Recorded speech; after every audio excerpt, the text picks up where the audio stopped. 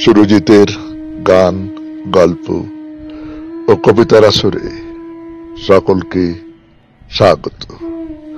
আজ শুনবেন কবি সুভাষ মুখোপাধ্যায়ের বিখ্যাত কবিতা যদি কোনোদিন।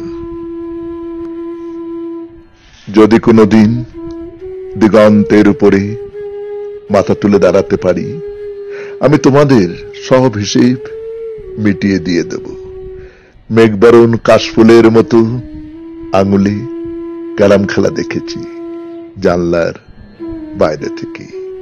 চোখ তুলে নিঃশব্দে কতদিন বলতে চেয়েছি শুধু একবার, তোমরা আমাকে খেলতে নাও।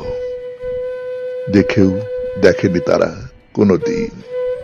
গোয়াল ঘরের পেছনে পোষা কুকুরের গলায় মুখ রেখে অস্ফুটে বলেছি, দেখিস লালু, যদি কোনোদিন মাথা তুলে দাঁড়াতে পারি। ২৬ বছরে একবারও দেখিনি মা কখন ঘুমাতে যায়, ঘুম থেকে কখনই বা ওঠে। তার কোনো উৎসব নেই, পা ছড়িয়ে বিকেলের গল্প গাছা নেই, বন্ধক রাখা টুকরো আংটির সুদের জন্য। স্বর্ণকার যা নয় তাই বলে গেছে মাকে। ঘরের পেছনে দাঁড়িয়ে নিঃশব্দে এইসব শুনেছি কতবার। দাঁতে দাঁত চেপে বলেছি, যদি কোনোদিন মাথা তুলে দাঁড়াতে পারি। দেখো মা, তোমার অসম্মান আমি কড়াই গন্ডাই।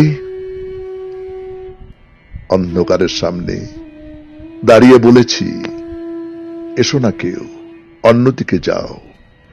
প্রতিদানে অর্গল বন্ধ।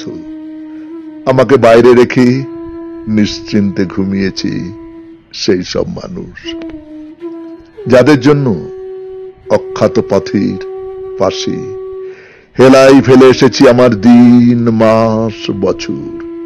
একবারও কেউ ডেকে বলেনি তুমি আমাদের পর নও। অন্ধকার আমাকে বাড়িতে ঢুকতে দেয়নি, মায়ের সাথে দেখা করতে দেয়নি। উৎসবের বিকেলে ব্রিজের উপর দাঁড়িয়ে অভুক্ত আমি দীর্ঘ সময় ধরে শুনেছি ডিন ডিন শব্দ করে ম্লান আলোর দিকে ছুটে যায় ক্লান্ত মালগাড়ি। নারীর সামনে দাঁড়িয়ে লুকিয়ে ফেলেছি শরীর, ঘামের কপালে স্থির শিশির বিন্দুর মতো ভালোবাসা বুঝতে চেয়েছি। অস্থির সন্ধ্যায় আমাকে বারান্দায় বসিয়ে সে ঘুরে এসেছে রেস্টুরেন্ট, পার্কের আলো অন্ধকার। তার সামনে দাঁড়িয়ে কতবার বলতে চেয়েছি আমি ভালোবাসি। হাই, উষ্ঠে কম্পনের শব্দে নারী এখনো ভালোবাসা বুঝতে শেখেনি। তোমাদের অনাদর অবজ্ঞার ডানার ঝাপটাই মাথা নিচু করে দাঁড়িয়ে রয়েছে আমি, প্রিয় ২৬ বছর। যদি কোনোদিন দিগন্তের উপরে মাথা তুলে দাঁড়াতে পারি, আমি তোমাদের সব হিসাব কড়াই গন্ডায় মিটিয়ে দিয়ে যাব।